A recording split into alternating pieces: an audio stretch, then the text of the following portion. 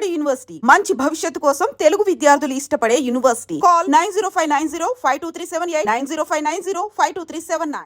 ఈ మధ్య కాలంలో చాలా అంటే చాలా ఇన్సిడెంట్స్ ఎట్లాంటివి జరుగుతున్నాయి అంటే దొంగ బాబాలు దొంగ పూజలు చేసి వాళ్ళ దగ్గర ఉన్నటువంటి సొమ్ములు కావచ్చు లేకపోతే నగదు కావచ్చు దోచుకు వెళ్ళినటువంటి సిచ్యువేషన్స్ అయితే కేసెస్ అయితే చాలానే వెలుగులోకి వస్తున్న పరిస్థితి కనిపిస్తోంది.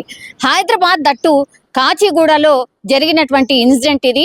మోసం చేసింది చదువుకొని వాళ్ళనో ఎవరినో కాదు, ఏకంగా కాలేజ్ లో లెక్చరర్ గా పనిచేస్తున్న ఆవిడనే ఒక దొంగ బాబా మోసం చేసిన సిచ్యువేషన్ అయితే కనిపిస్తోంది. ఆ కేసు ఇప్పుడు పోలీస్ స్టేషన్ కి అయితే చేరిన పరిస్థితి అయితే కనిపిస్తోంది.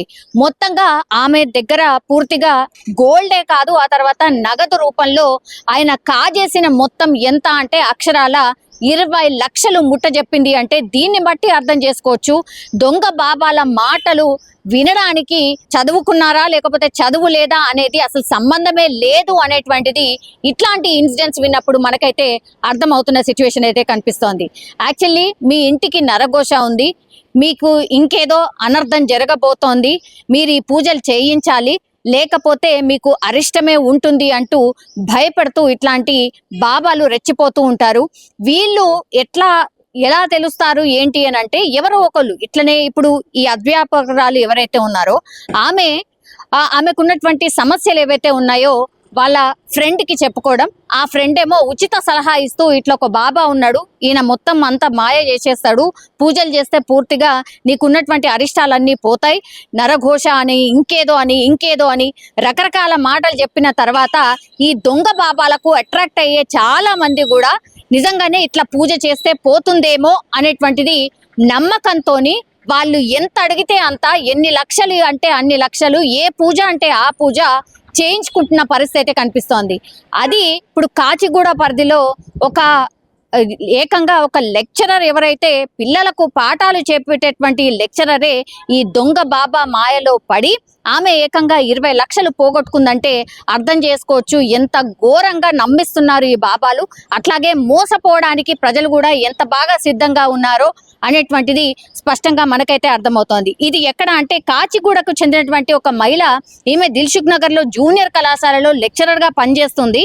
అయితే లెక్చరర్ భర్త చనిపోయాడు. సో లెక్చరర్ భర్త అనుకోకుండా చనిపోవడంతో ఏదో అసలు అనుకోకుండా ఎట్లా చనిపోయిండు ఏంటి అని ఆమె కుటుంబం గడవడం కూడా కష్టంగా మారిపోయింది. సో ఈమె లెక్చరర్ గా మారిపోయింది కాబట్టి తన పరిస్థితి గురించి తరచూ ఈమె ఒక ప్రిన్సిపాల్ తో చెప్పుకుని బాధపడేదంట. ఇప్పుడు ఎక్కడైతే పనిచేస్తుందో ఆ ప్రిన్సిపల్ కి చెప్పేదంట.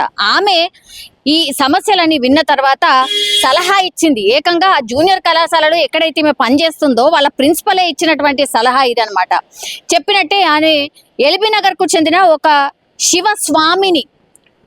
అనే స్వామిని ఆశ్రయించిండ్రు. ఈమె చెప్పుకోవడానికి బాధలు చెప్పుకోవడానికి ఆయన దగ్గరికి వెళ్ళినప్పుడు పూర్తిగా ఆమె ఏంటి అనేది పూర్తిగా వివరాలు తెలుసుకోవడం, ఆ తర్వాత ఈ పూజ చేయండి ఆ పూజ చేయండి అని అంటూ మభ్యపెట్టడం, ఆ తర్వాత ఆమె పూర్తిగా నమ్మేసింది అతన్ని.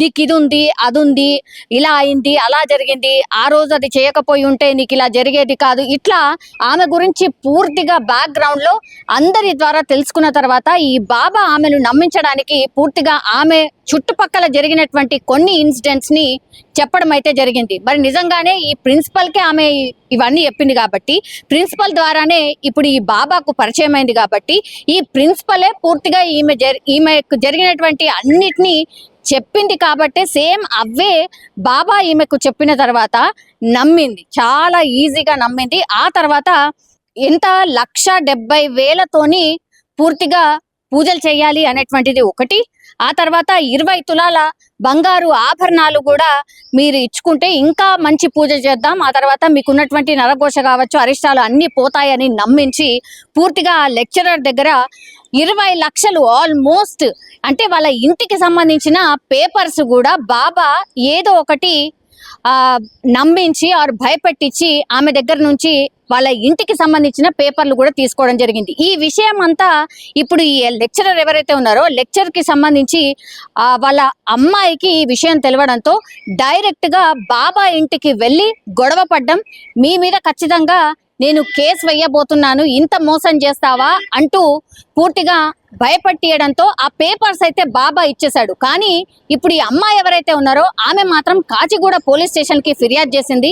ఇట్లా దొంగ బాబా ఉన్నాడు, పూర్తిగా నమ్మించాడు, మేము ఇన్ని లక్షలు ఖర్చు పెట్టాం, దయచేసి ఈయన మీద చర్య తీసుకోండి అంటూ అలా అమ్మాయికి తెలిసి ఎంటర్ అయింది కాబట్టి ఇదంతా బయటపడింది. లేదంటే ఇప్పుడు వాళ్ళకి ఏదైతే సొంత ఇల్లు ఉందో వాళ్ళ కష్టాల్లో ఉన్నటువంటి ఆ ఇల్లును కూడా పోగొట్టుకునే వాళ్ళు. సో ఇట్లా దొంగ బాబాలు రెచ్చిపోతున్నారు. దయచేసి ఇట్లాంటి దొంగ బాబాలు కావచ్చు, లేదంటే ఇట్లా ఏదో ఒకటి చెప్పి ఇది చేస్తాం అది చేస్తామని నమ్మించే వాళ్ళను దయచేసి నమ్మకండి అని ఎన్నిసార్లు అవగాహన కల్పించినా, ఎన్ని ఇన్సిడెంట్ జరిగినా పదే పదే ఇట్లాంటి కేసులు మాత్రం నమోదవుతున్న సిచ్యువేషన్. ఒకటే చెప్తున్నారు పోలీసులు కూడా, మీరు చదువుకున్నటువంటి వాళ్ళు యాజ్ ఎ లెక్చరర్ మీరు పిల్లలకు చెప్పాల్సింది పోయి మీరే ఇట్లాంటి దొంగ బాబాల్ని నమ్మితే ఎట్లా అనేది కూడా లెక్చరర్ ని క్వశ్చన్ చేసినట్టుగా చెప్తున్నారు. పూర్తిగా అయితే ఇప్పుడు దొంగ బాబా మీద కేసు అయితే నమోదైంది. ఆయనను ప్రశ్నించే అవకాశం అయితే కనిపిస్తోంది.